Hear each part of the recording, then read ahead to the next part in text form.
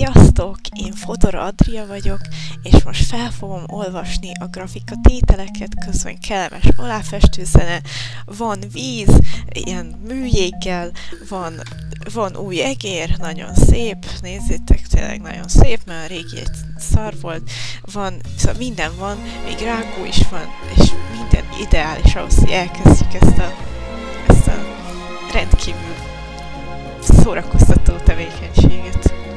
Első altétel.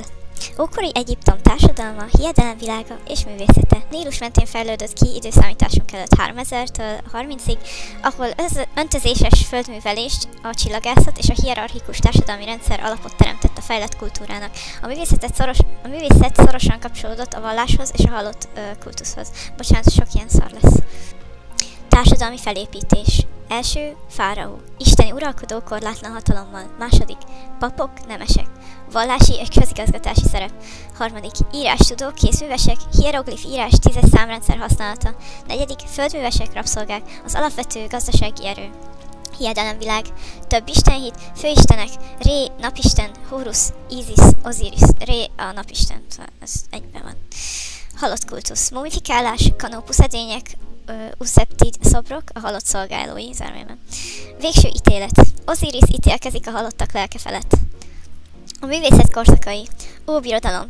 Időszámításunk előtt 2686-tól 2181-ig. Piramisok építése, például Gízai piramisok, Keops, Kefri, Mykerinos. Középbirodalom. Időszámításunk előtt 2055-től 1650-ig. Realisztikus portrék, például Szenuter harmadik Szenutert. Új birodalom, időszámításunk előtt 1550-től 1569 templomok, például Karnak, Luxor, falfestmények.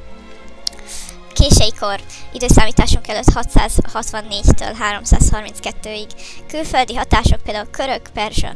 Művészeti ágak és jellegzetességek. Építészet, piramisok szimbolizálják a napsugarait. Sírtemplomok, például Hatshepsut temploma. Obeliszkek, napkultusz szimbólumai. Szobrászat, idealizált ábrázolás, például Kefrén fáraó szobra Mykerinos feleségével. Most ez kicsit így szóval, hogy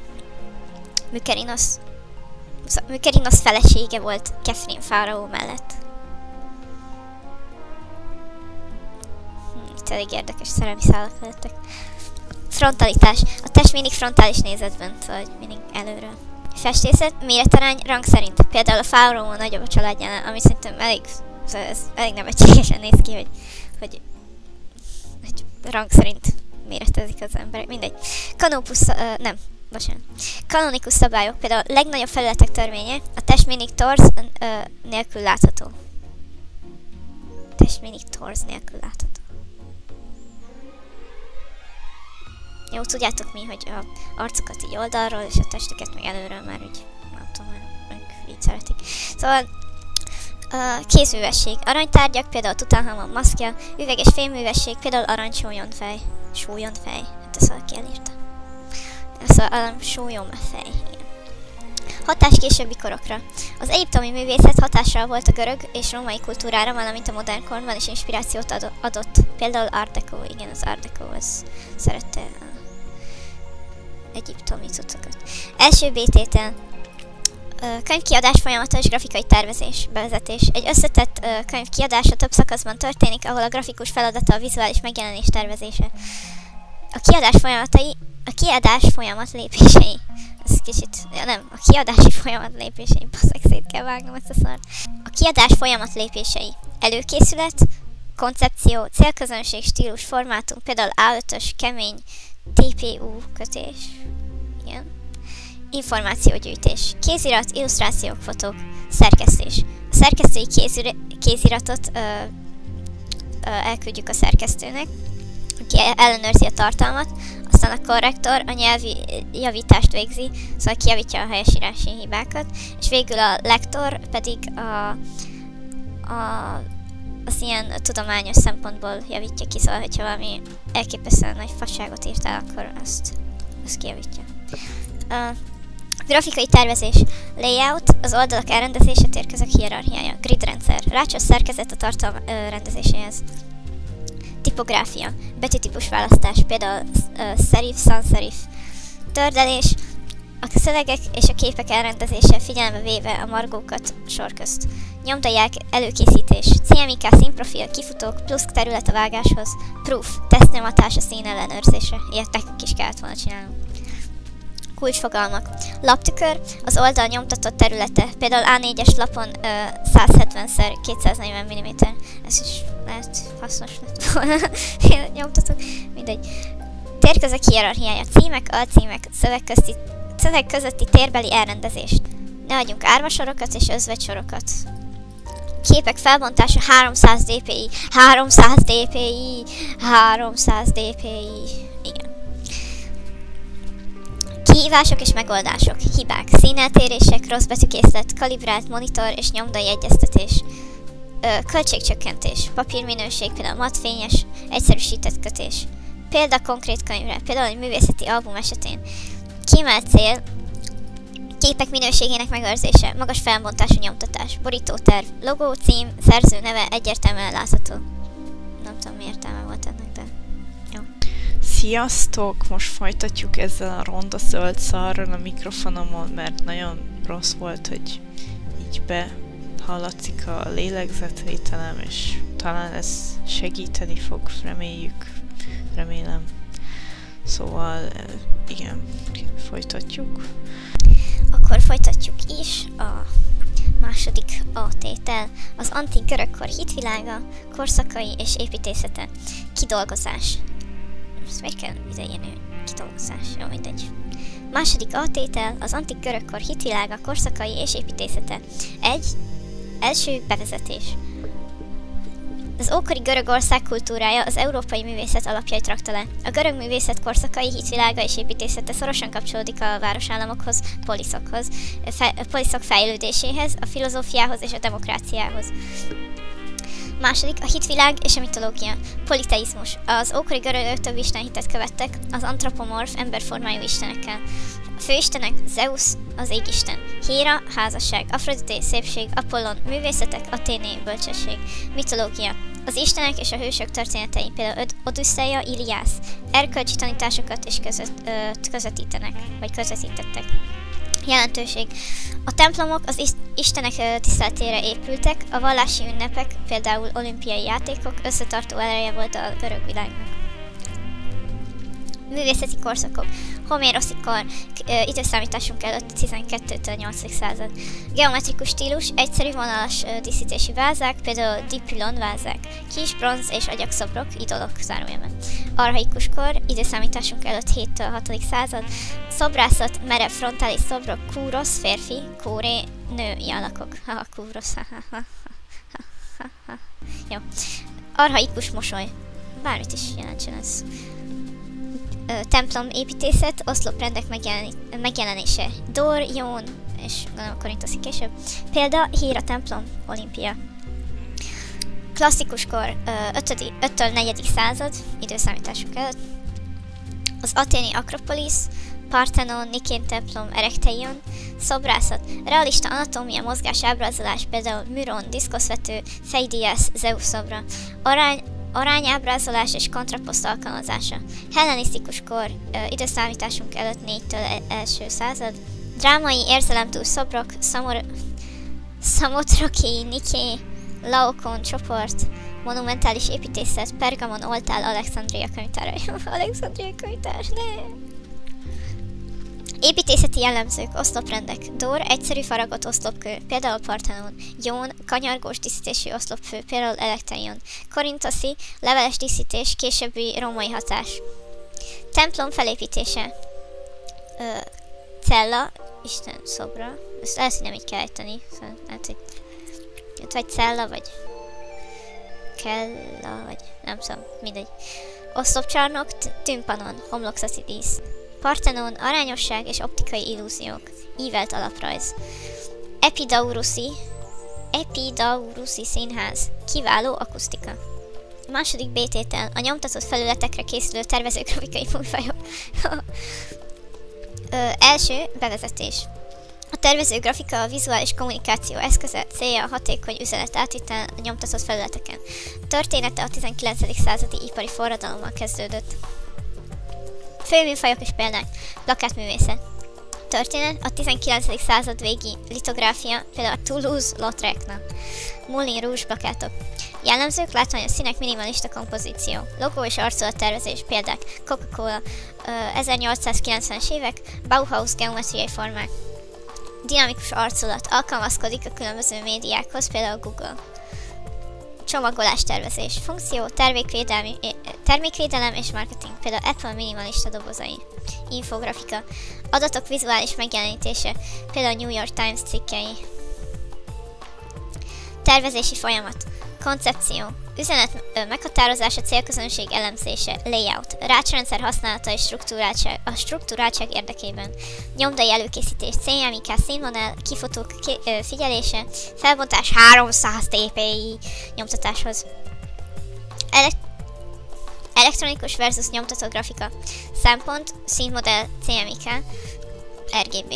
Felbontás magas 300 dpi, alacsony 75-től 150 dpi, amúgy attól függ, hogy mi, mert hogyha képernyőkre tervezel, akkor nem érdemes alacsonyat használni szerintem. Mindegy. Interaktivitás nincs. Animáció, linkek. Igen. Kortárs trendek. Minimalizmus, tisztaság, kevés szín. Például múji arculat. Múji arculat. Mi az a múji arculat? Nem tudom. Eco-design. Újrahasznosított anyagok. Hasznos kulcsszavak, gridrendszer, tipográfia, aranymetszés, pantonszínek, vektorgrafika, bla bla bla. Harmadik, átétel. Az antik Róma korszakai kultúrája, építészete, szobrászata és festészete. Bevezetés. Az ókori Róma a világtörténelem egyik legmeghatározóbb civilizációja volt, amely hatalmas birodalmat épített, és örökölte a görög-etruszk hagyományokat. Művészete a gyakorlatias megközelítésről, a technikai innovációkról és a reprezentatív célokról volt híres. Első Róma társadalmi felépítése és művészeti korszakai. Királyság. Időszámításunk előtt 753-tól 509. Etruszk befolyás, alapvető városi struktúrák kialakulása. Köztársaság. Időszámításunk előtt 509-től 27. Görög minták átvétele, realizmus a portrékban. Császárság. Időszámításunk előtt 27-től 476. Monumentális építkezések, propaganda szerepe, például diadalívek. Építészet. Jellemzők, funkcionalitás, tartóság, kő, tégla, beton, zárójelben. Építménytípusok. Középületek, fórumok, bazilikák, például Forum Romanum, a fórumok ilyen terek, ilyen közterek. Lakóépületek, patricius házak, zárójelben átriumos házak, insulák, több emeletes bérházak. Katonai és közlekedési építmények. Utak, például Viva Appia, vízvezetékek, például Pondugar, de nyilván a magyart kell mondani itt például, vagy érdemes, vagy nem tudom. Szórakoztató épületek. Amfiteátrumok, például Colosseum, cirkuszok, Circus Maximus, fürdők, Caracalla termák. Technikai újítások. Boltívek, kupolák, zárójelben Pantheon, vagy Pantheon, bocsánat, Pantheon, zárójelben Pantheon. Beton használata. Szobrászat. Portrék, realisztikus egyéni vonások, például Brutus portré, Augustus Prima Porta szobra. Történelmi domborművek, diadalímek, például Titus diadalíve, jeruzsálemi zsákmány ábrázolása. Szoborcsoportok. Equestrian szobrok, például Marcus Aurelius lovas szobra. Például festészet és mozaik, falfestészet. Pompeiban fennmaradt freskók, például Villa de Misteri, misztérium jelenetek. Stílusok. Időszámításunk előtti második században köveket utánzó díszítés, időszámításunk előtt első században illúzionisztikus építészeti elemek. Mozaikok. Geometrikus minták, figurális jelenetek, például Isszoszi csata mozaikja. Pannonia provincia. Magyarországon is megtalálható a római maradványok. Aquincum, zárójelben Óbuda, katonai tábor, polgárváros, amfiteátrum. Gorsium, zárójelben Tác, templomok, középületek. Pécs, ókeresztény sírkamrák. Kulcsszavak. Építészet, Colosseum, Pantheon, Caracalla termák, Boltív, kupola, szobrászat, verizmus, Augustus, Prima Porta, Trajanus oszlop. Festészet, Pompei freskó, 4 stílus, mozaik. 3-as B-tétel, professzionális grafikai munka számítógépes rendszeren. Bazony, én úgy érzem, hogy az összes B-tétel ugyanaz, ezt érzem. Ezt érzem. Első, hardware követelmények. Monitor, ISP panel, zárójelben 100% sRGB vagy Adobe RGB, nagy felbontás 4K. Perifériák, grafikus tábla, zárójelben Wacom, nagy kapacitású SSD, erős processzor, Intel i7. Elmehetnek a picsába, nekem Intel 5-ön van, és teljesen minden tök király, illetve kivéve amikor InDesign, mert az InDesign egy szar, és elmehet a picsába. Szoftverek, vektorgrafika, Adobe Illustrator, logók, arculat, CorelDRAW, pixel grafika, Adobe Photoshop, fotóretus, Digital Painting, lap és könyvszerkesztés, Adobe InDesign utállak, nyomdai előkészítés, 3D-s animáció, Blender és Cinema 4D, erről nem is hallottam még.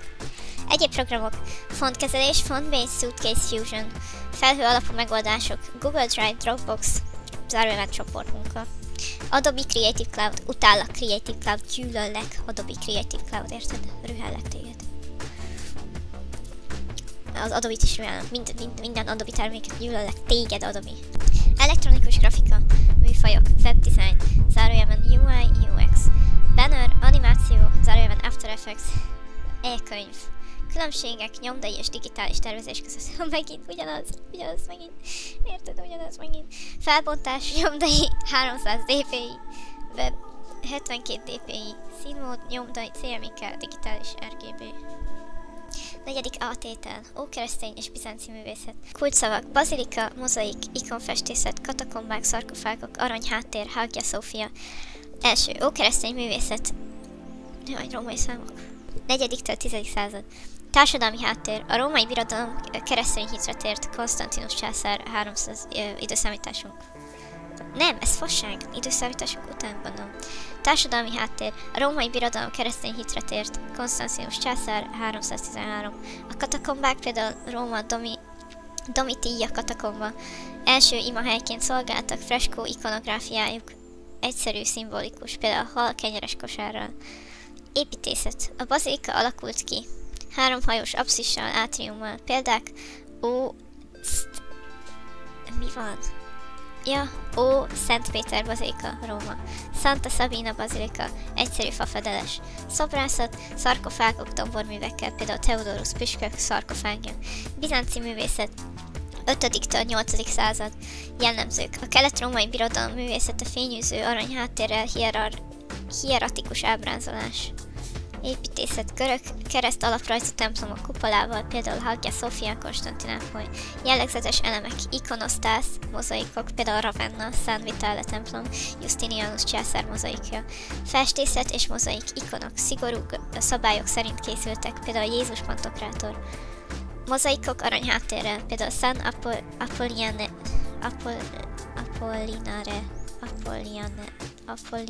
in classe. Például San Apollinare in classe. Kézművesség, elefántcsont, faragványok, díszes erekjetartók. Példák Magyarországon. Pécsi ókeresztény sírkamrák, festett freskókkal, Óbuda, Szella, Trikora, kápolna. B-tétel, kereskedelmi grafika. Kulcsszavak, plakát, logó, arculat, reklámügynökség, brand, vizuális identitás.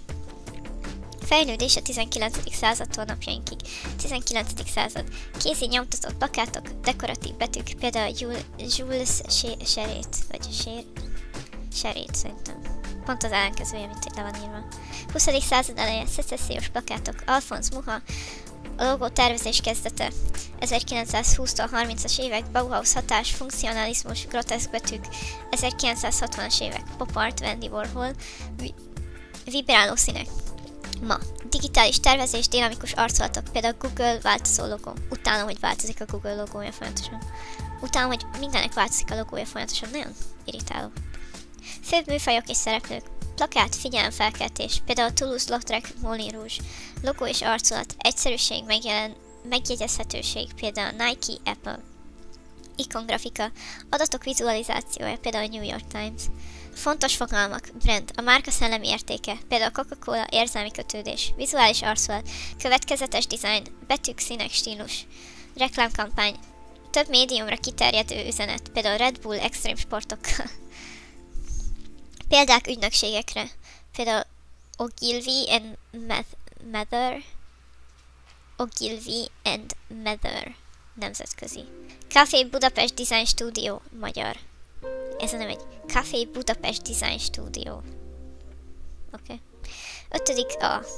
Ó, ez ennyi? Jaj, de jó. Ötödik A tétel. Román kori művészet. Kulcsszavak. Dongaboltozat, félköríves, boltív, freskó, kódex, zarándokút. Társadalmi háttér. 11-től 13. század. Feudális rend, keresztes háborúk, kolostorok, központi szerepe. Építészet. Jellemzők, vastag falak, kis ablakok, félköríves, boltívek, dongaboltozat, templomstílusok, vagy templomtípusok. Bazilikák, például Cluny apátság, Franciaország, Magyarországon Lebényi, Bencés apátság, Pécsi, Székesegyház, szobrászat és festészet, portál, fafaragások, biblia jelenetek, például, ezeket nem bírom felolvasni, Arlesi Saint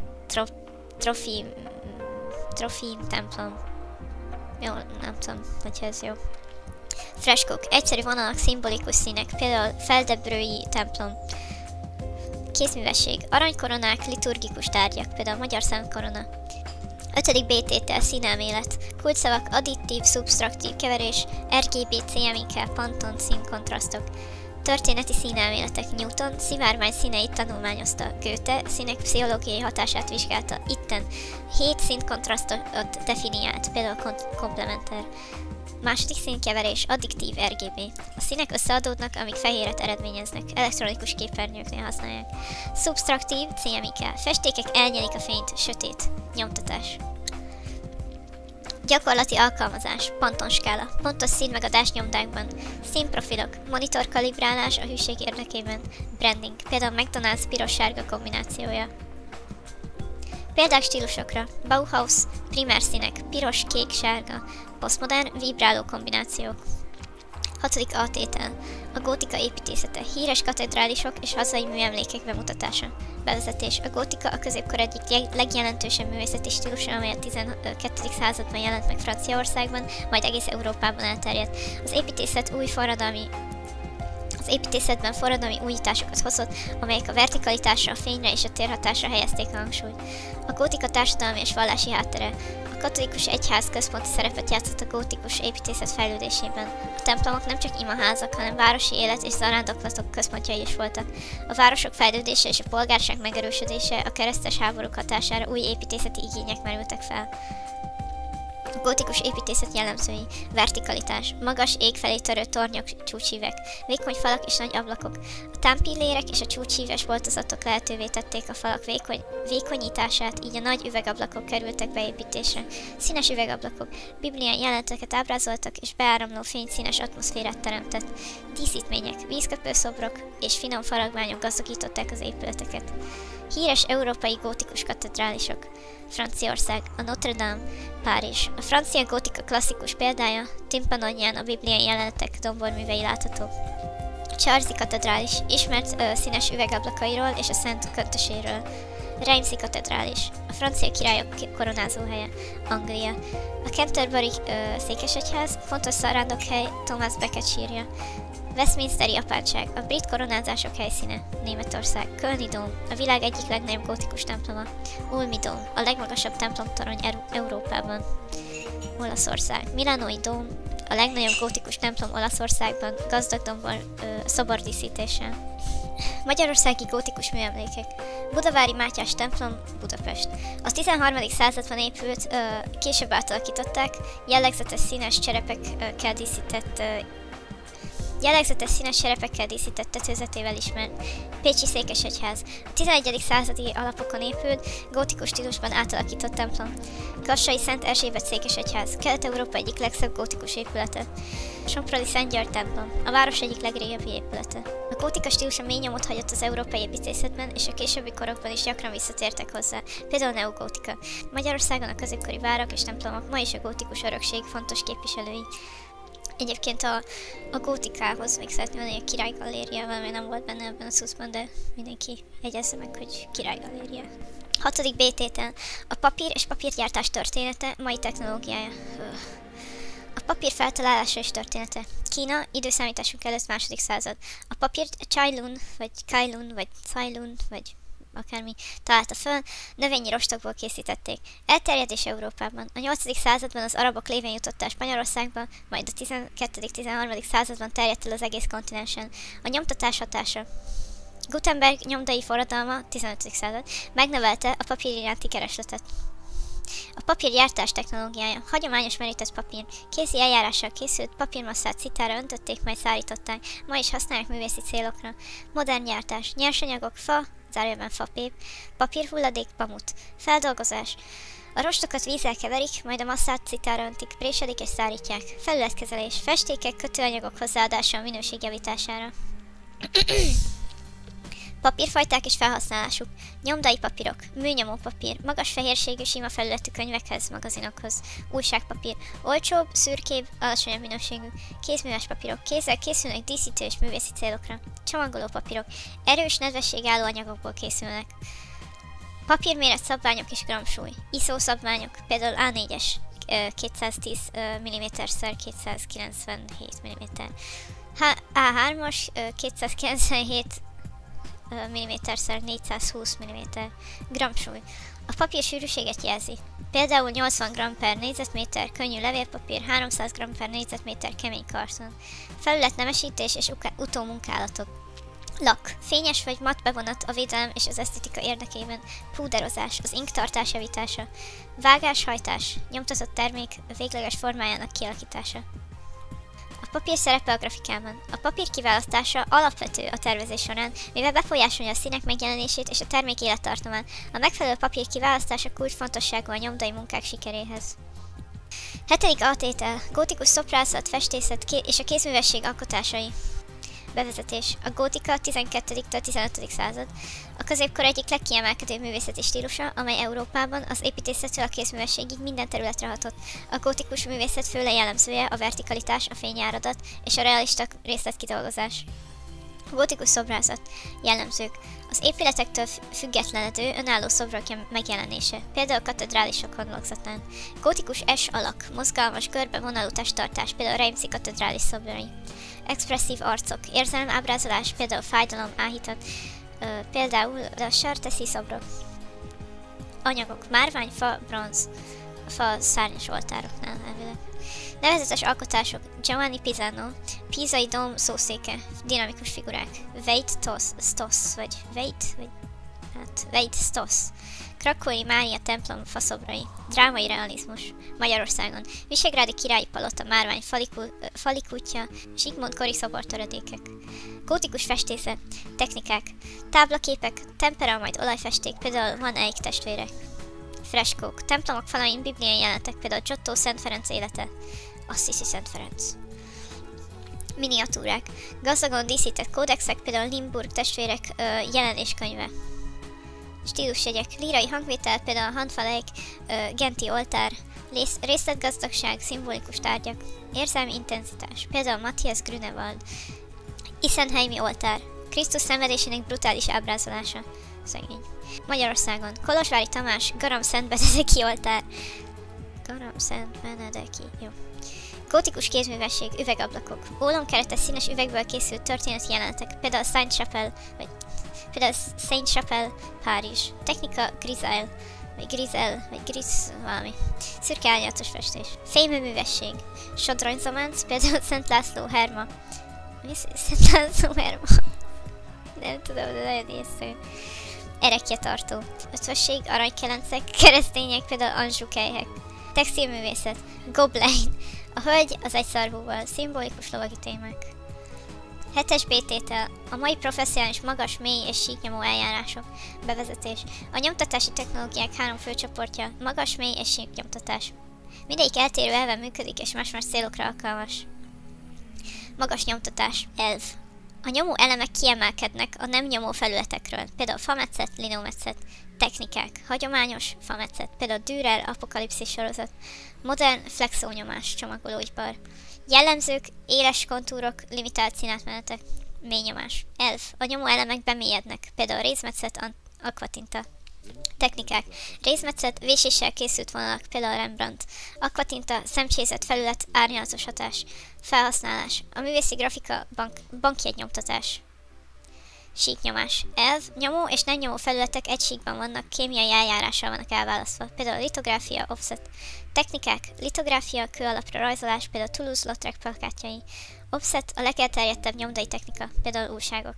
Digitális nyomtatás, inkjet, fotóminőségű színek, kis példányszám, lézer, gyors, precíz, irodai használat. Speciális eljárások, szitanyomás, sablonos technika, például pólógyártás. Nyomtatás nem papírra. Textil, műanyag, például billboardok. Ez nem tudom, hogy... Speciális eljárása, amikor nem papírra nyomtatunk, de példát nem hoz a szöveg, szóval mennyit erről. Ja. A nyomtatási technikák választása a célközönségtől, példányszámtól és a költségvetéstől függ. A digitális technológiák megjelenése forradalmasította a tervezőgrafikát. 8-as altétel az itáliai reneszánsz építészet, szobrászat, festészet, stílusjegyei, alkotói és művészei. Bevezetés. A reneszánsz a 14.-16. században Itáliában virágzott, majd egész Európára kiterjedt művészeti korszak. Fő jellemzői: az antikvitás visszatérése, a humanizmus, a természethűség és az emberközpontúság. Három fő szakaszra osztható. Trecento, 14. század, kezdetek, zárójelben Giotto. Quattrocento, 15. század, fénykor, zárójelben Brunelleschi, Donatello. Cinquecento, 16. század. Kiforrott stílus, zárójelben Michelangelo, Raffaello. Ez a reneszánsz építészet.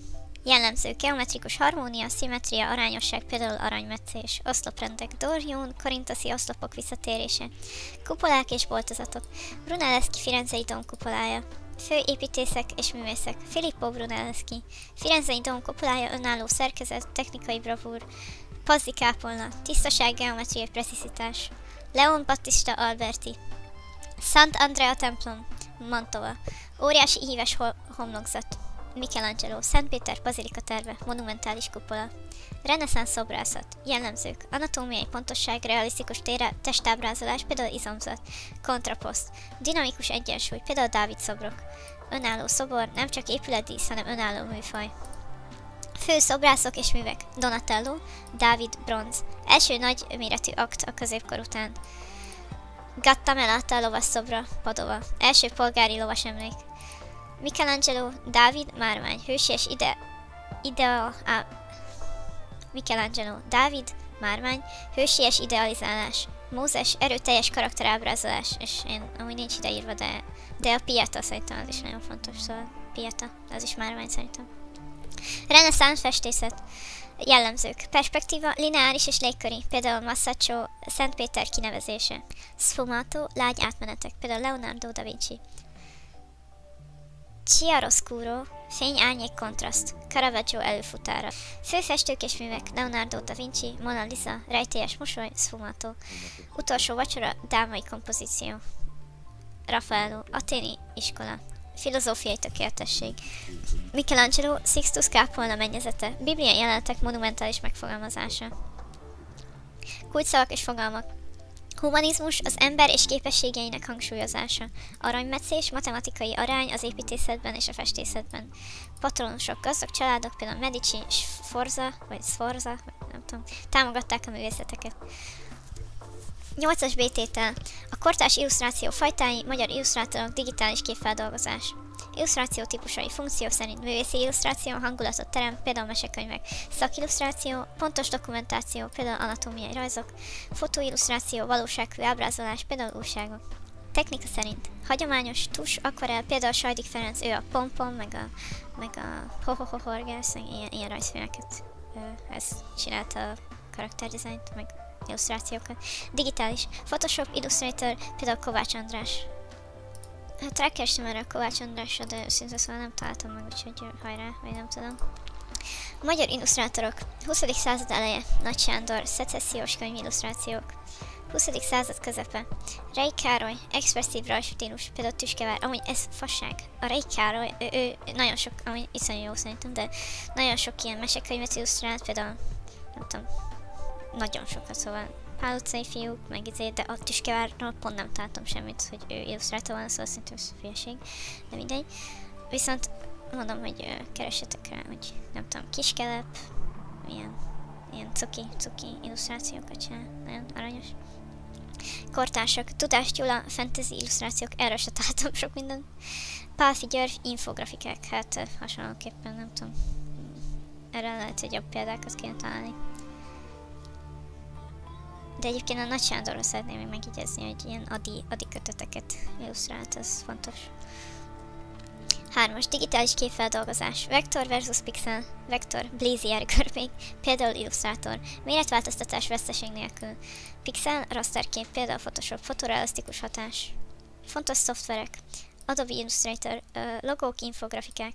Adobe Photoshop, fotóretusálás. Procreate, tabletre rajzolás. Nyomdai előkészítés, felbontás 300 dpi nyomtatáshoz. Színmód CMYK nyomdában, RGB digitális felületen. Kifutók 3 mm túlnyúlás a vágáshoz. Bazd meg, hát igen, ezt kellett volna tudni, mindegy. 9-es átétel. Az északi reneszánsz építészet, flamand és német festészet, grafika, valamint magyar királyi udvarművészete. Bevezetés. Az északi reneszánsz a 15.-17. században terjedt el Flandriában, Németországban és Magyarországon. A humanizmus és a reformáció hatására a művészet középpontjában az ember és a valóság külő ábrázolás állt. A kor jellemzői, realista ábrázolás, aprólékos részletek, fény, árnyék hatások, világi témák, polgárság és a kereskedő réteg megerősödése, technikai újítások, olajfestés elterjedése, fametszet és rézmetszet fejlődése. Északi reneszánsz építészet. Jellemzők. A gótika és a reneszánsz elemeinek keveredése. Lakótorony, udvarház, városháza építése. Példák. Heidelbergi várkastély, Németország. Reneszánsz és gótikus elemek. Chambord, vagy Chambord kastély, Franciaország. U alakú alaprajz, díszes tetőzet. Flamand és német festészet grafika. Flamand festészet. Hand van Eyck, az Arnolfini házaspár, tükrös háttér, szimbolikus elemek. Ez nagyon menő festmény. Hieronymus Bosch. Hieronymus Bosch, gyönyörök kertje. Allegorikus, groteszk jelenetek. Sokan mondják, hogy ilyen szürrealizmus előfutára. Mondjuk korban egyáltalán nem, de hogy mindegy, ezt kivágom. Német grafika. Albrecht Dürer, apokalipszis fametszet sorozat, dramatikus kompozíciók. Hans Holbein, Rotterdami Erasmus portréja, precíz vonalvezetés. Magyar királyi udvarművészete, Hunyadi Mátyás uralkodása, 15. század. Budai királyi palota, reneszánsz dísztermek, olasz hatás. Korvinák, kéziratok, aranyozott iniciálékkal, képzőművészet. Bakóc kápolna, Esztergom, olasz mesterek domborművei. Visegrádi díszkút, márványfaragmányok, kulcsszavak, humanizmus, reformáció, realista ábrázolás, olajfestés, fametszet, Korvinák, Bakóc kápolna. 9b tétel. Az első írásrendszerek a latin ABC kialakulásának és a kortárs tervezésének.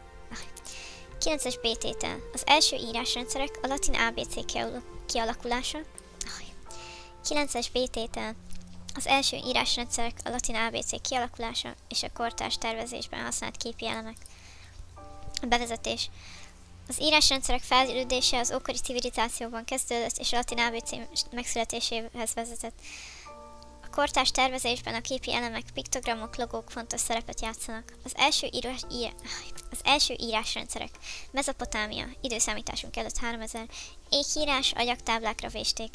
Egyiptom, hieroglifák, templomokon, papíruszokon. Kína, írásjegyek, bambuszcsíkokra festve. Latin ABC kialakulása. Föníciai ABC időszámításunk előtt 1200, hangjelölő betűk, görögök, magán és mágsa hangzók bevezetése. Római antikva. A klasszikus betűk mintájára, például Trajanus oszlop felirata. Ja, egyébként itt mindenképp a Rossetti követ, vagy igen, a Rossetti követ, azt tessék megemlíteni. A képi elemek a tervezésben. Piktogramok, közúti táblák, repülőtéri jelzések, logók, Apple, Nike, egyszerű felismerhető formák, infografika, adatok vizuális megjelenítése, például térképek, diagramok, kulcsszavak, ékírás, hieroglifa, föníciai ABC, antikva, piktogram, infografika. 10-es átétel, a barokk építészet és szobrászat stílusjegyei és példái Itáliában, a francia királyi udvarban és Ausztriában és Magyarországon.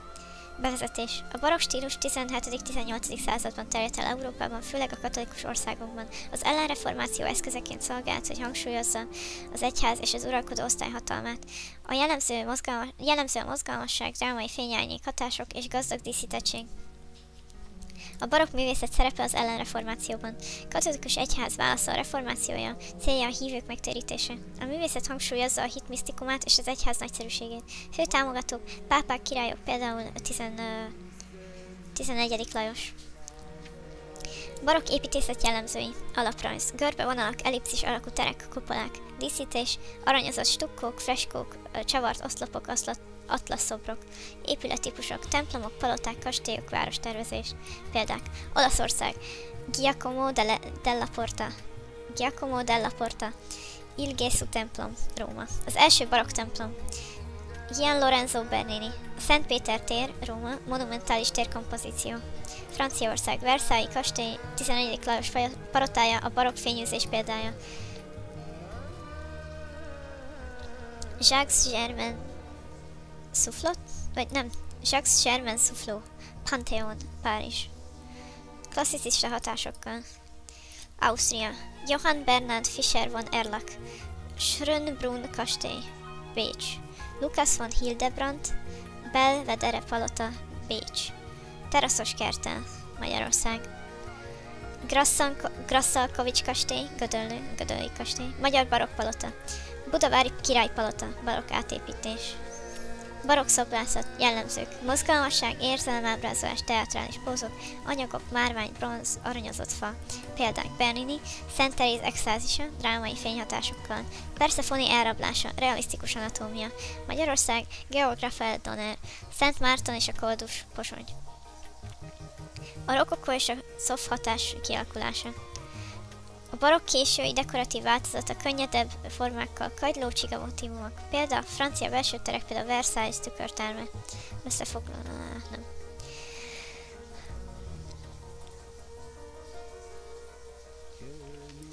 Tízes B tétel. A latinbetűs kódex kialakulása, felépítése és története. Bevezetés. A kódex az ókor végén váltotta fel a tekercseket, és a középkorban a tudományos és a vallási szöveg fő hordozója lett. Anyagai, díszítései, betűtípusai tükrözik a kor művészeti stílusát.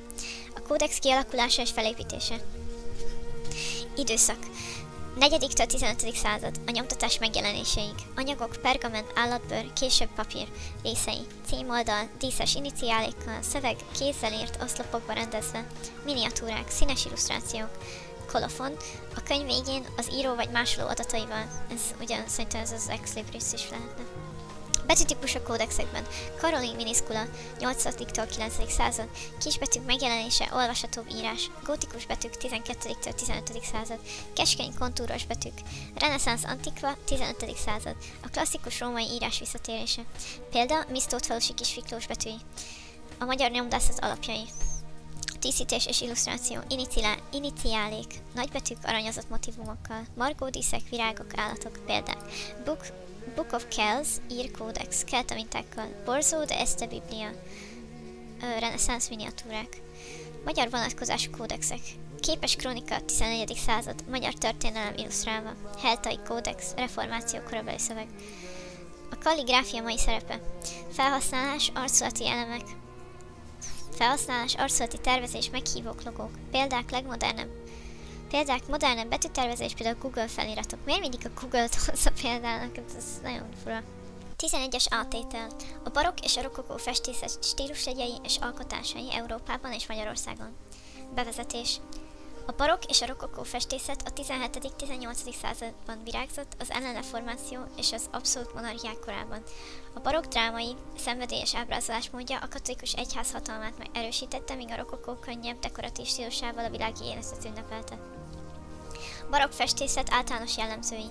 Témák, vallási jelenetek, mitológia, portrék, csendéletek, stílusjegyek, erős fény, árnyék, kontrasztok, chiaroscuro, mozgás és drámai gesztusok, gazdag színhasználat és díszítettség, technikák, táblaképek, freskók, mennyezeti festmények. A barokk festészet országonként. Olasz barokk, Caravaggio, realista ábrázolás, erős chiaroscuro, például Szent Pár megtérése.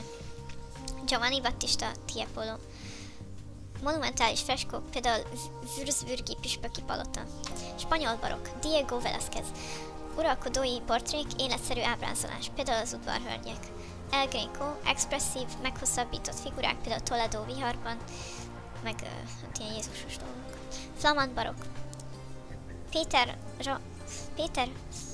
Peter Paul Rubens, Flamand barokk, Peter Paul Rubens, monumentális mitológiai képek, például 3 Grácia. Ez nagyon szar volt. Flamand barokk, Peter Paul Rubens, monumentális mitológiai képek, például 3 Grácia. Anthony van Dyck, arisztokratikus portrék, például első Károly angol király. Holland barokk, Rembrandt, pszichológiai mélységű portrék, például éjjeli őrjárat. Vermeer, bensőséges fényjátékos jelenetek, például levelet olvasó nő. Magyar barokk, Dorfmeister István, freskók, például Nádasi kastély. Mányoki Ádám portrék, például II. Rákóczi Ferenc. Rokokó festészet, jellemzők, könnyed, frivol témák, szerelmi jelenetek, társasági élet, pasztelszínek, kanyargós vonalak, gyakori motívumok, puttok, kagylók, virágok. Alkotó Franciaország, Jean-Honoré Fragonard, Hinta, François Boucher, Velence, Canaletto, Canale Grande. Magyarország. A rokokó kevésbé volt jelen, de hatása érződött a bécsi stílusban. 11 B-tétel. A könyvnyomtatás feltalálása és hatása. Bevezetés. A könyvnyomtatás Johannes Gutenberg találta föl a 15. században, ami forradalmasította a tudományos és a kulturális életet. Gutenberg technikája. Mozgatható betűk, fénybetűk öntése ólomból. Nyomdai sajtó, fából készült kézi működtetésű, tinták és papír, olaj-alapú tinta, pergamen helyett papír, főműve 42 soros biblia, 1455-ben, a legszebb ősnyomtatvány. A könyv fejlődése a 15. században, korai változások, címoldal és klorofon megjelenése, illusztrációk, zárójelben fametszetek, nevezetes nyomtatványok, Németország Gutenberg bibliája, Olaszország Aldus Manutius görög és latin klasszikusok. Magyar vonatkozások, első nyomtatványok, Chronica Hungarorum, 1473, Brünn, Aesopus mesék, 1476, Bártfa, nyomdászok, Huszár Gál, protestáns könyvek, Misztót Falusi Kis Miklós, betűtervező. A könyvkötés folyamata, lapok összegyűjtése, varrás és ragasztás, bőr vagy vászon borító, díszítés, aranyozás, vésett motívumok. 14. A-tétel, a klasszicista építészet, szobrászat és festészet stílusjegyei, alkotásai, hazai műemlékeink. Bevezetés, a klasszicizmus a 18. század végén és a 19. század első felében virágzott, az antikvitás művészetének visszatérését hirdető stílusirányzat. A felvilágosodás eszméi, a racionalizmus és a puritán formák jellemzik. Társadalmi és filozófiai háttér.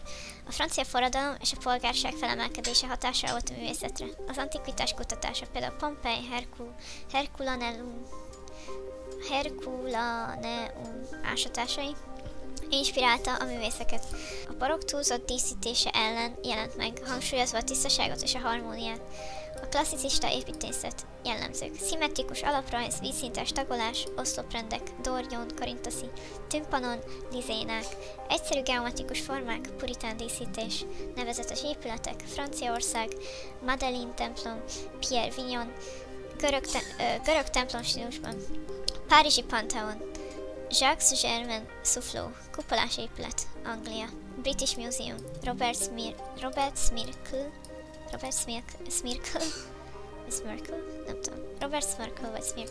monumentális oszlopcsarnokkal, Magyarország, Nemzeti Múzeum, Pollak Mihály, tympanonnal díszített homlokzat, Egri Székesegyház, Hild József, klasszicista belső tér. Most megnézem, hogy ide tartozik-e az Esztergomi bazilika. Hát nem tudom, többször át lett építve, szóval lehet, hogy inkább eklektikus, nem tudom. Klasszicista szobrászat, jellemző. Visszafogott érzelemkifejezés, antik minták követése. Emlékművek, kútszobrok, síremlékek. Nevezetes alkotók és művek. Antonio Canova. 3 Grácia, finom kidolgozottságú márványszobor. Ámor és Psziché. Drámai mozzanatot ábrázol. Bertel Thorvaldsen. Iaszón az aranygyapjúval. Mitológiai témák, ez a szobor kibaszott jó. Magyarország. Ferenczy István, pásztorlányka. Idealizált parasztábrázolás. Klasszicista festészet. Jellemzők, klasszicista festészet. Jellemzők. Történelmi és mitológiai témák, erkölcsi üzenetek, fékezett színhasználat, kompozíciós egyensúly, nevezetes festők és művek. Jacques-Louis David, vagy mi? A szabinők elrablása, a béke allegóriája, Horáciuszok esküje, patronizmus témája, vagy patriotizmus témája. Magyarország, Barabás Miklós vására induló román család, realista elemekkel. Hazai klasszicista műemlékek, Debreceni nagy templom, Pécsi Mihály, országos jelentőségű protestáns templom, Visegrád, Makó Károly festményei, történelmi tájképek antistílusban. 12. B tétel. A társadalom 12. B tétel. A századforduló művészeti stílusának változatai, grafikai tervezés újításai. Bevezetés. A 19. század végén a szecesszió forradalmasította a művészetet, elutasította a historizmus. A grafikai tervezésben új formanyelv, organikus díszítés és tipográfiai kísérletek jelentek meg.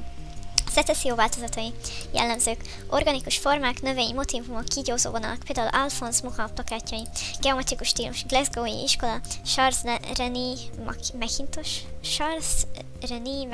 vagy René, nem mindegy, képviselők. Franciaország, Hector Guimard, párizsi metróbejáratok, Ausztria, Gustav Klimt, aranyozott dekorációk, az asszony 3 életkora, meg a csók, az a legfontosabb, mindegy. Magyarország, Rippel Rónai József, szecessziós portrék, nőkalitkával. Második, grafikai és tipográfiai újítások. Plakátművészet. A plakát önálló műfaj lett, Henri de Toulouse-Lautrec, Moulin Rouge. Stilizált figurák, élénk színek, képsorok, betűtervezés. A szecessziós betűk díszesek, aszimmetrikusak, például Otto Eckmann betűtípusai. Művészi sokszorosító technikák. Litográfia. Alapelve a zsíros és a zsírtaszító felületek elkülönítése. Alkotók Toulouse-Lautrec, Aubrey Birchley, Szitanyomás. Szitán átnyomott festék alkalmazása. Mai használat, plakátok, textilnyomás. Hatása mai tervezésre. A szecessziós organikus formák inspirálják a modern logótervezést. A litográfia technikáját digitális nyomtatás váltotta fel. 13-as átétel. A romantika szobrászatának és festészetének stílusjegyei, a historizmus és az eklektika építészetének jellemzői, alkotásai. Bevezetés. A romantika a 19. század elején jelent meg, reakció a klasszicizmus racionalizmusára. A művészetben az érzelmek, az egyéniség, a természet és a természet misztikumának ábrázolása került előtérbe. A historizmus és az eklektika az építészetben a múlt stílusainak újraértelmezését jelentette. Romantikus festészet és szobrászat. Jellemzők. Érzelmek, drámai jelenetek, történelmi és mitológiai témák hangsúlyozása. Erős fényárnyék, kontrasztok, mozgalmas kompozíciók. A természet és az emberi sors kapcsolatának ábrázolása. Alkotók és művek. Theodore Géricault, Medusa tutaja. Tragikus hajótörés ábrázolása. Eugène Delacroix, a szabadság vezeti a népet. Forradalmi pátosz. Francisco Goya, spanyol felkelő kivégzése. Politikai kritika. Caspar David Friedrich, Vándor a Köttenger felett. Melankolikus tájképek.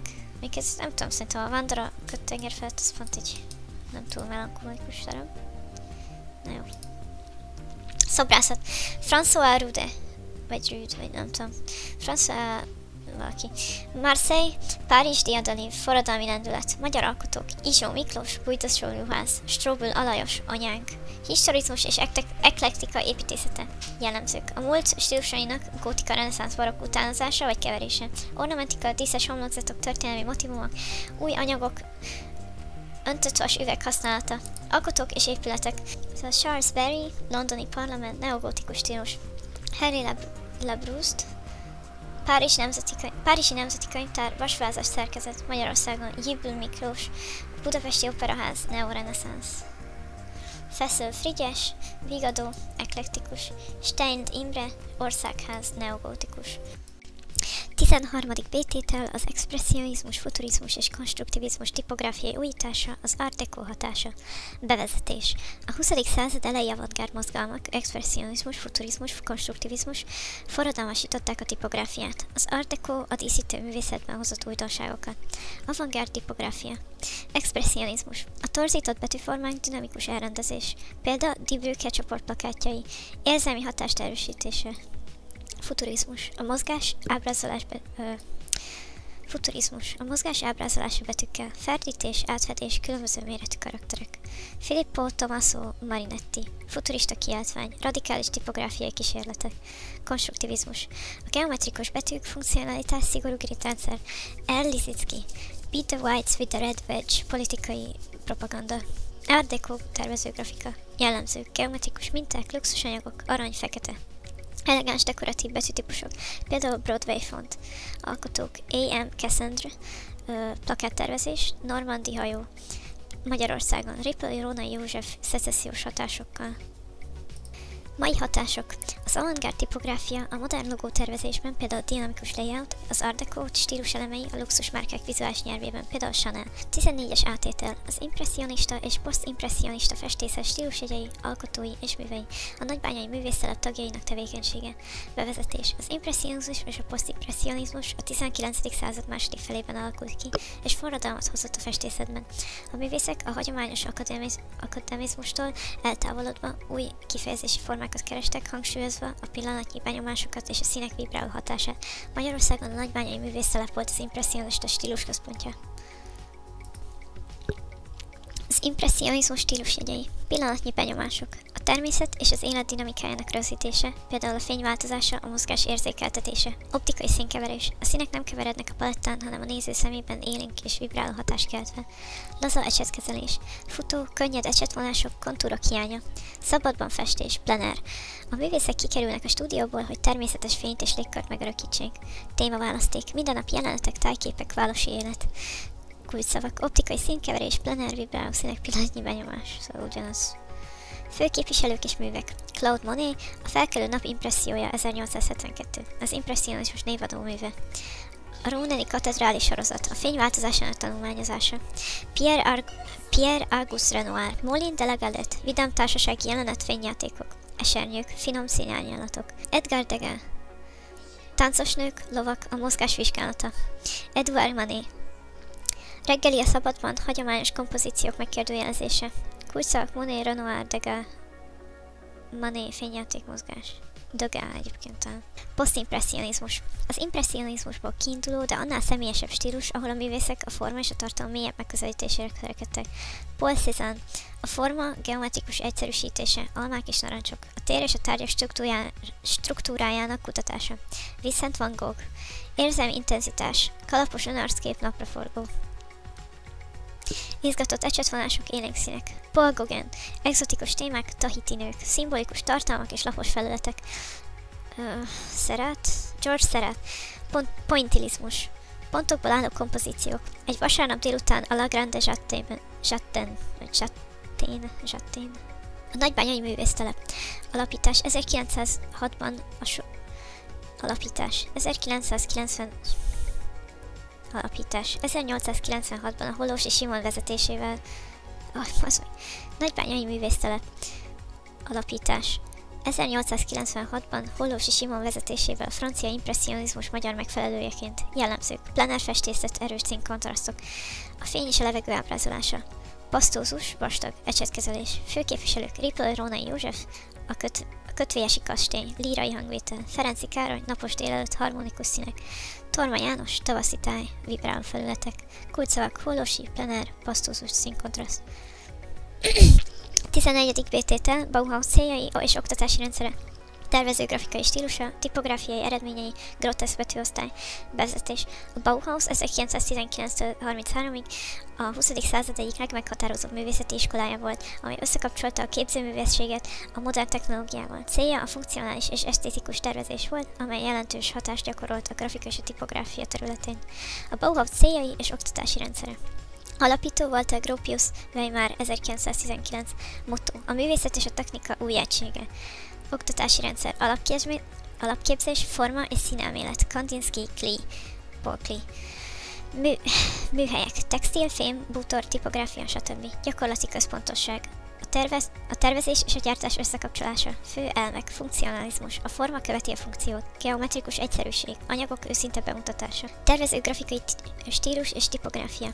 Tipográfiai innovációk. Jan Schihold. Az új tipográfia elvei. Aszimmetrikus elrendezés, tisztaság. Herbert Bayer. Univerzális betűtípus kis és nagy betűk elhagyása. Jellemzők: sans serif, groteszk betű használata, erős kontrasztok, szigorú gridrendszer, fotó és tipográfia integrálása, plakátművészet, tömör információdús dizájn, Moholi Nagy László. A groteszk betűosztály. Definíció: olyan betűtípusok, amelyeknek nincsenek szárvégződései, például a Helvetica, Futura. Története: a 19. századi ipari forradalom terméke, a Bauhaus népszerűsítette, például Paul Renner, Futura. Jellemzők: geometrikus formák, semleges megjelenés, alkalmas arculattervezésre. Felhasználás: logók, infografikák, webdesign, példa Helvetica, Arial, Gotham. Kulcsszavak: szárvégződés, geometriai, Helvetica, funkcionalitás. Magyar vonatkozások: Moholi Nagy László, fotogramok, fény és térkísérletek, kortárs hatás. A Bauhaus elvei ma is inspirálják a minimalista tervezést. 15-ös átétel.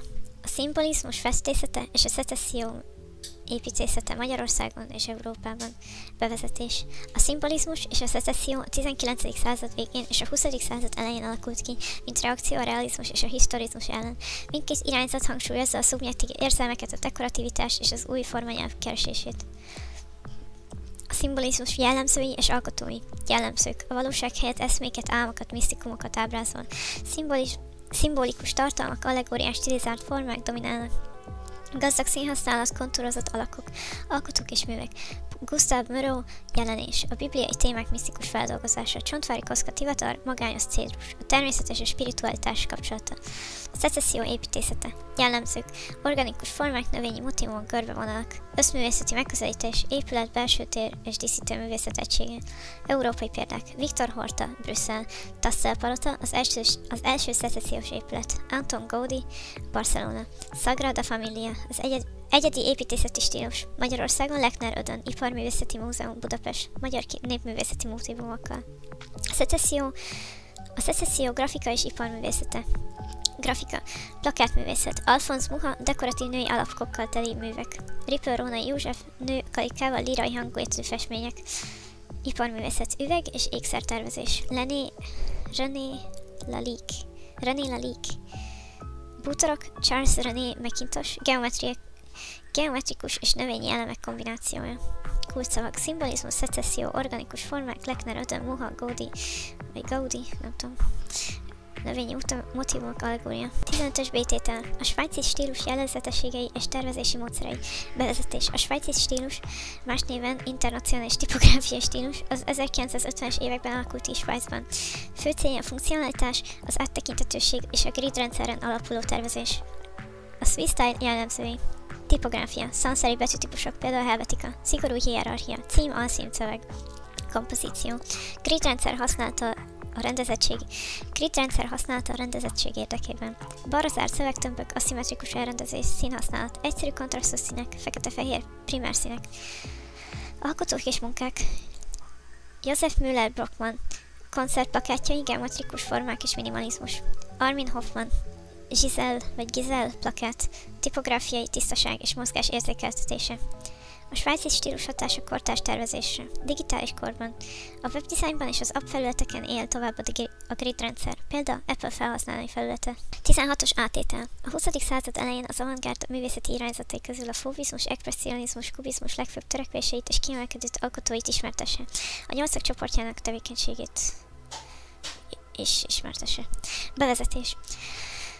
A 20. század elején az avantgárd művészeti irányzatok forradalmi újításokat hoztak meg, törve a hagyományos művészeti normákat. A fauvizmus, az expresszionizmus és a kubizmus legjelentősebb irányzatok voltak, amelyek új utakat nyitottak a képzőművészetben. Magyarországon a 8 csoportja volt a modern törekvések képviselője.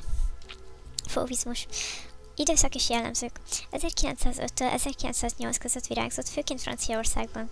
A vadak, franciául fauve stílusa a színek radikális használatáról ismert. Stílusjegyek, kontúrok nélküli lapos felületek, ez egyébként nem mindig igaz, az a kontúrok nélküli, néha pont, hogy kontúros, szerintem. Tiszta harsányszínek, például kék, piros, zöld, amelyek nem feltétlenül tükrözték a valóságot. Expresszív ecsetkezelés, alkotók és művek. Henri Matisse a tánc, Madame Matisse portréja, zöld arcárnyalattal. André Derain, Westminster híd, vibráló színekben. Egyébként fontos, hogy például nem szerették a mély témákat, szóval ezt elutasították. Expressionizmus. Filozófiai háttér. A társadalmi válság az emberi lét kétségbeesését fejezte ki. Stílusjegyek, torzított formák, erős színkontrasztok, drámai érzelmábrázolás, például félelem, magány, csoportok és alkotók. Die Brücke, Németország, Ernst Ludwig Kirchner, cirkuszi lovas, Der Blaue Reiter, Vasili Kandinsky, Franz Marc, egyéni művészek, Edvard Munch, Sikoly, Egon Schiele. Kubizmus, alapel. Paul Cézanne hatására a tárgyak geometrikus formában való ábrázolása. Fázisok. Egyébként ez itt fasság, ami ide van írva, mert az analitikus, szintetikus, és van egy harmadik, ezt most megnézem. Igen, protokubizmus 1908-tól 9-ig, vagy Cézanne hatása, 3 dimenzió hiánya, esetvonások használata. Analitikus kubizmus 1910-től 12-ig, tárgyak részletes megfigyelése, tárgyak különböző nézőpontokból ábrázolva. Szintetikus kubizmus 1912-től 14-ig, első világháború hatása. A 8 csoportja 1909-től 18-ig.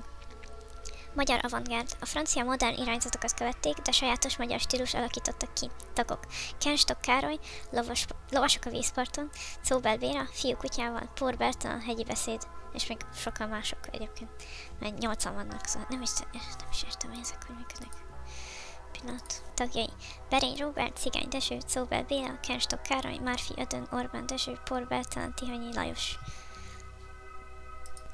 Stílusjegyek, monumentális kompozíciók, erős színek, a kubizmus és expressionizmus elemeinek keveredése. 16-os B-tétel. Mik a posztmodern tervező grafikai jellegzetességei? Mutassa be a korszak legfontosabb színhelyét, tendenciáit, alkotók és munkák elmélyzésével. Bevezetés. A posztmodern tervező grafika a 20. század végi reakció volt a modernizmus szigorú szabályai ellen.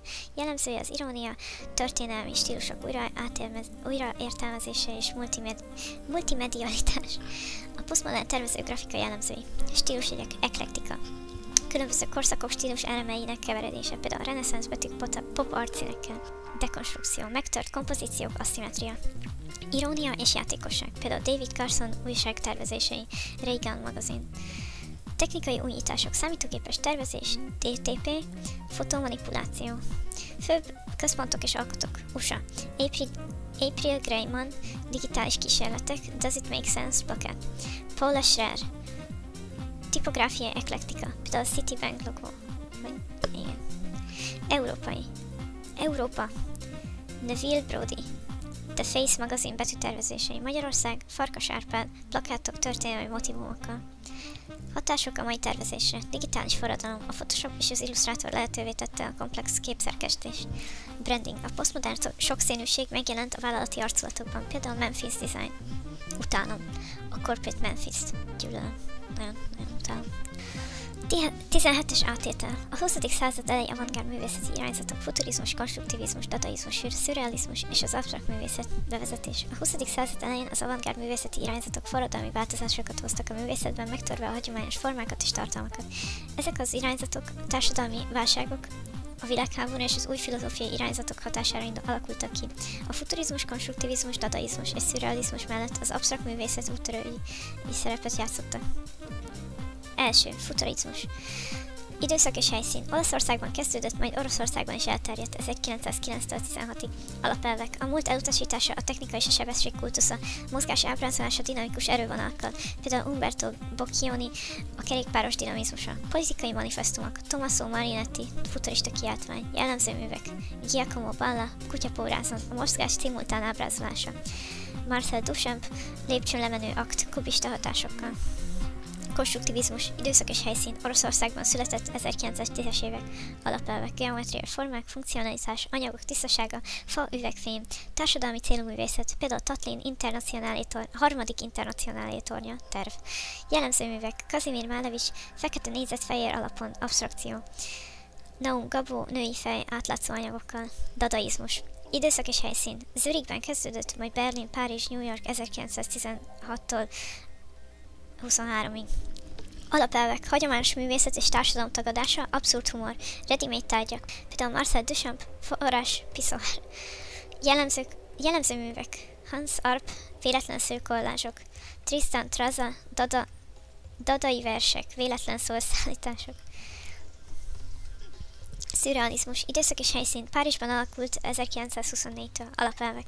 Az álom és tudatlan vizsgálata, Freud hatása, automatikus írás, illúziórikus képek, például Salvador Dali elfolyó idő, jellemző művek, René Magritte, a kép más, realista ábrázolás abszurd tartalommal, Joan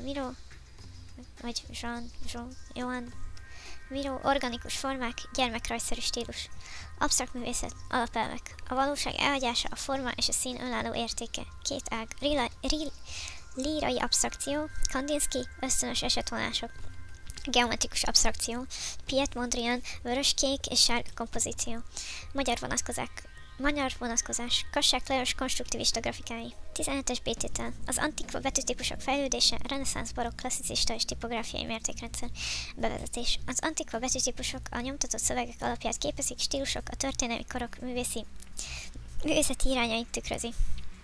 A reneszánsz, barokk és klasszicista betű sajátosságai, valamint a tipográfiai mértékrendszert ismertesse. Reneszánsz antikva jellemzők, emberközeli arányok, kézi írásra emlékeztető vonalvázolatok. Emberközeli arányok, kézi írásra emlékeztető vonalvázolatok. Példák: Nikolás Jenson, Velencei antikva, 1970 körül. Misztót Falusi Kis Miklós, magyar betűmetsző, a kisféle betűtípus. Formai elemek, kisbetűk, Karoling miniszkula alapján. Oszlopos szerkezet, egyensúly a vastag-vékony vonalak között. Barokk antikva. Jellemzők: díszesebb, kontrasztosabb vonalak, felféle betűk. A betűk függőleges tengelye hangsúlyos. Példák: 14. Lajos antikvája, Franciaország 17. század. William Caslon, angol barokk betűtervező. Klasszicista antikva. Jellemzők: racionális geometrikus formák, felvilágosodás hatása. Vékony és vastag vonalak éles elkülönülése. Példák: Gian-Battista Bodoni, kifinomult elegáns betűk. Firmin, Didot. Francia klasszicista betűk. A tipográfiai mértékrendszer. Fogalom: a betűk méretének és egységeinek szabályos rendszere. Története: Pierre-Simon mindegy ő. 1737-ben bevezette a pont mértékegységet. Didot a metrikus rendszer adoptálása. 1775. Alkalmazás: betűmagasság, például 12 pont, 1 Cicero. Sor és szó között pontos kiszámolása. Mai hatások: antikvák a modern tervezésben, logókban, könyvekben, például New Times Roman klasszicista hatású. Webdesign korlátozottan használható, például Georgia. Betűalkalmazási szabályok: olvashatóság, kontrasztméret, stílusegység, például egy dokumentumban maximum 2-3 betűtípus. 18-as átétel. A 20. századi építészet és iparművészet legfontosabb irányzatai. Bevezetés. A 20. század jelentős változásokat hozott az építészet és az iparművészet területén, új stílusok és technológiák megjelenésével. A modernizmus, a funkcionalizmus és az organikus építészet voltak a meghatározó irányzatok. A Bauhaus története és képviselői. Alapítás és célok. 1919-ben Walter Gropius alapította Weimarban. Célja az volt, hogy egységesítse a művészeteket a technológiával, a funkcionális és esztétikus tervezés előtérbe helyezve. Fontos személyek: Ludwig Mies van der Rohe, a kevesebb több elv híve. Vasili Kandinsky és Paul Klee, elvont művészeti elméletek. Moholy Nagy László, fotográfia és ipari formatervezés, hatás. A Bauhaus alapvetően befolyásolta a modern építészetet és a dizájnt, hangsúlyozva a funkcionalitást és az egyszerűséget. Design áramlatok a 20. században. Art Deco 1920-30-ig. Geometrikus minták, luxus anyagok, például elefántcsont, arany. Például Hirsler Building. Azt mondja, keressük. Funkcionalizmus. Forma követi a funkciót. Például Le Corbusier modellor elmélete, betonhasználat, például Marseille-i lakóház. Organikus művészet. Természetes formák integrálása, például Frank Lloyd Wright, vízesésház. Minimalizmus.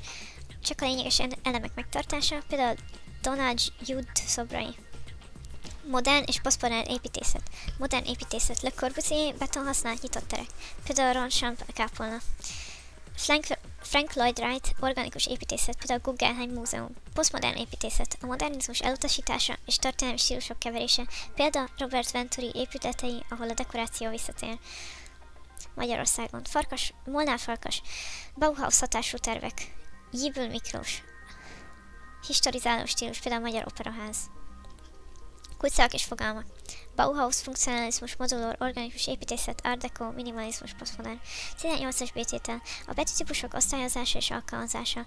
Bevezetés. A betűk tervezése és használata alapvető része a grafikai munkának. A betűtípusok osztályozása segít a megfelelő választásban és a stílus és cél szerint. Fogalmak meghatározása. Betűtípus. Egy betűstílus, például New Times Roman. Betűváltozat. Ugyanazon betűtípus változatai, például vastag dölt. Betűcsalád. Egy betűtípus összes változata, például Helvetica család. Betűosztály. Történelmi és stilisztikai csoportok. Antikva, groteszk. Betűosztályok. Antikva, például Garamond. Reneszánsz eredetű elegáns könyvekben használatos.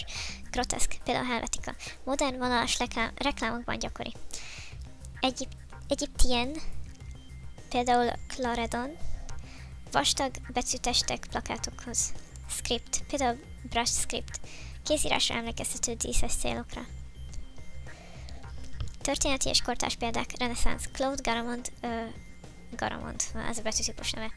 20. század. Max Midinger, Helvetica. Paul Renner, Futura. Kortárs Erik Spiekerman, nem tudom. FF Meta. Alkalmazási szabályok. Olvashatóság. Groteszk betűk digitális felületeken. Hierarchia. Címekhez vastag betűk, szöveghez könnyed változatok. Kontraszt. Ne keverjünk túl sok stílust. Technikai háttér. Fájltípusok. TrueType, OpenType.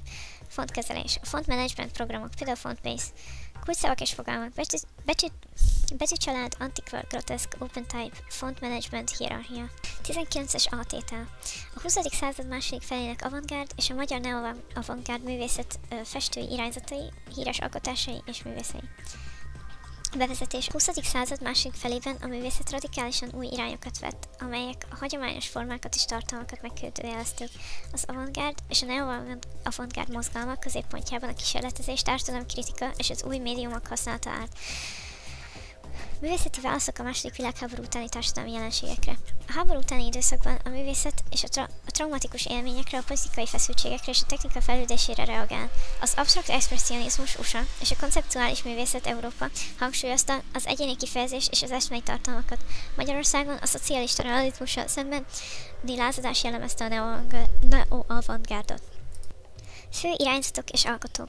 Absztrakt expresszionizmus jellemzők. Ösztönös ecsetvezetés, nagyformátumú képek, érzelmi intenzitás. Alkotók. Jackson Pollock.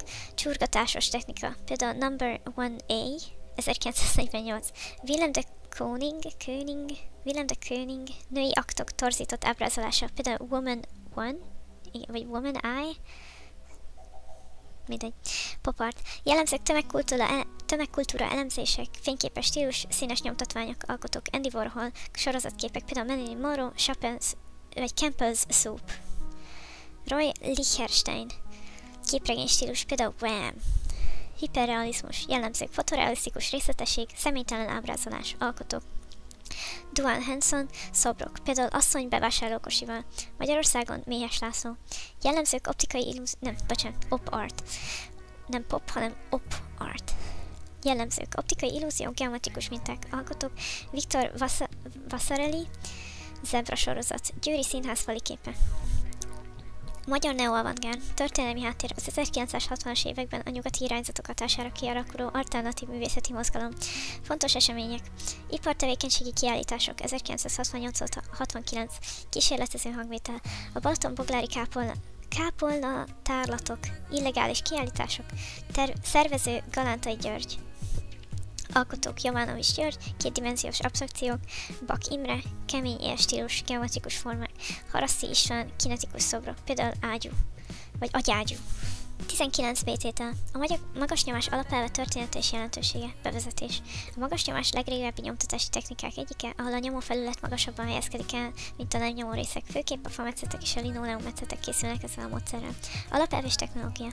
Elv. Nyomófelületek festéket vesznek fel, míg a mélyebben fekvő részek nem. Anyagok. Fa, gyümölcsfa, cseresznyefa. Linoleum, könnyen faragható, olcsó. Papírmetszet. Kísérletező jellegű. Nyomtatás módja. Kézzel vagy prés segítségével, gyakran több színben. Történeti áttekintés. Kína 8. század. Az első táblás nyomatok buddhista szövegekkel. A Gyémánt Sutra, nem? Szerintem az a Gyémánt Sutra, igen. Japán 18-19. század. Ukiyo-e falmetszetek. Például a Hokusai, a nagy hullám. Európai fejlődés. 15. század. Könyvillusztrációk. Például Gutenberg Biblia. Későbbi alkotók Albrecht Dürer apokalipszis sorozat. 20. század. Franz Maserel. Fekete-fehér falmetszetek. Társadalmi kritika. Miklós András, magyar falmetszőművész. Azt hiszem, hogy a kipi jellegzetességek, erős kontrasztok, fekete-fehér stilizált formák, dekoratív hatás, kézzel faragott textúrák érzékeltetése. Kortárs alkalmazás, plakátművészet, ex-librisek, művészi grafika, például Szász Endre linometzetei. Különbség a képgrafika és a tervezőgrafika között. Képgrafika, egyedi művészi alkotás, limitált példányszám, tervezőgrafika, tömegtervelésre tervezett nyomdai anyagok, például plakátok, könyvek. Egyébként szeretném mondani, hogy szerintem úgy emlékszem, hogy az expresszionisták is szerettek linometzeteket csinálni, vagy falmetszeteket. 20-as átétel. A 20. század második felében megjelenő újabb képzőművészeti műfajokat, irányzatokat mutassa be. Bevezetés. A 20. század második felében a képzőművészet forradalmi változásokon ment át, új műfajok, irányzatok születtek, amelyek meghatározták a kortárs művészetet. Ezek az irányzatok gyakran összefonódtak a társadalmi, politikai és technológiai változásokkal. Új művészeti megnyilvánulások. Konceptuális művészet. Az ötlet, a koncepció kerül előtérbe, nem a vizuális megjelenés. Példa. Kossuth József, 1 és 3 szék. Egy tárgy és annak fotója, szótár definíciója egyszerre. Joseph Beuys, valami. Társadalomszobrászat. Művészetet lát minden emberi tevékenységben. Fluxus. Interdisziplináris mozgalom. Hangsúly a folyamaton és a közösség részvételén. Yoko Ono. Cut Piece. 1964. A közönség darabolja fel a ruháját. Performance és akcióművészet. Az előadás maga a műalkotás. Marina Abramovics, Rhythm 0. 1974. A közönség szabadon bánhat vele a tárgyak segítségével. Ez nagyon jó. Installáció. Térbeli alkotások gyakran interaktív elemekkel.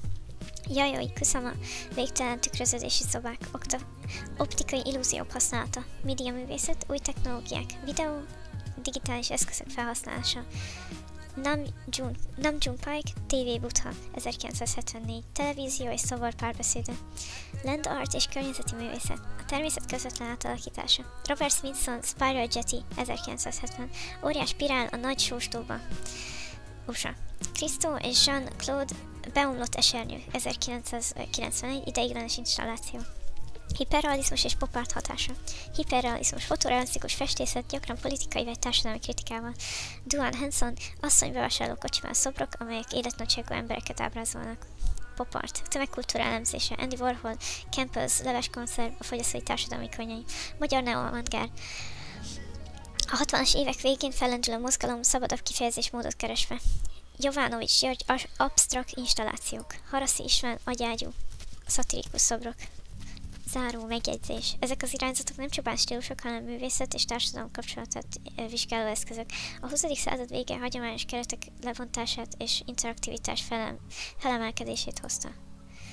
20-as B-tétel a mélynyomás alapelve, technikája és története. A mélynyomás olyan nyomtatási technika, ahol a nyomófelület mélyedéseiben gyűlik össze a festék, főként művészi grafikákhoz és illusztrációkhoz használják. Alapelv és technikák. Alapelv. A mélyre vésett vagy maratott vonalakban megmaradt a festék, sima felületeken nem nyomódnak le. Főtechnikák. Akkora fassággal ideírva. Főtechnikák. Rézmetszet. Egy tűvel felsértik a... Jó, mindenki tudja, milyen rézmetszet, most nem csinálni, igen, mert akkor tinta. Borított gyantával érnek el árnyékhatást. Mezotintó. A lemez egyenletesen érdesítik, majd simítják. Portrék reprodukálására használták a 18. században. Történeti fejlődés. Kezdetek a 15. században Németországban terjedt el. Aranykor, a reneszánsz és a barokkorban Rembrandt önászképei. Modernkor. A 20. században is használják például Pablo Picasso, Guernica előtanulmányai. Kortárs alkalmazás. Művészek ma is kísérleteznek a technikával, például kombinálva digitális módszerekkel. Például Károly Zsigmond, kortárs magyar rézmetszetek. Eredeti grafika versus reprodukció. Eredeti grafika, kézzel készült limitált példányszámú nyomat, reprodukciós grafika, mások műveinek sokszorosítása, például könyvillusztrációk.